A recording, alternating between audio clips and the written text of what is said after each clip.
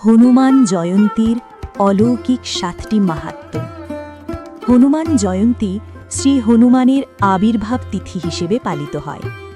এই দিনটি ভক্তদের কাছে শক্তি, ভক্তি ও আত্মনিবেদনের প্রতীক। নিচে পয়েন্ট আকারে এর মাহাত্ম্য তুলে ধরা হল।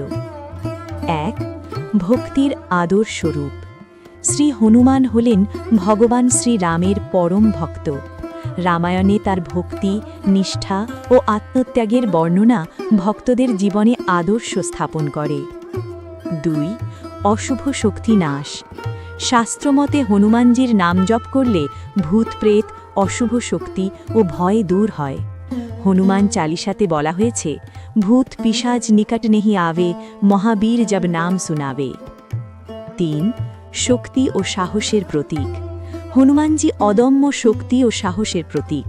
জীবনের কঠিন সময়ে তার পূজা ভক্তদের মানসিক দৃঢ়তা প্রদান করে। 4. শনি দোষ ও গ্রহবাধা নাশ। শাস্ত্র অনুযায়ী হনুমানজির পূজা করলে শনি দোষের প্রভাব কমে, তাই অনেকেই এই দিনে বিশেষভাবে পূজা ও উপবাস পালন করেন। 5. রোগ ব্যাধি থেকে মুক্তি। ভক্তিভরে হনুমানজির আরাধনা করলে শারীরিক ও মানসিক রোগ থেকে মুক্তি পাওয়া যায় বলে বিশ্বাস করা হয়। 6. কর্মে সাফল্য ও বাধা দূরীকরণ।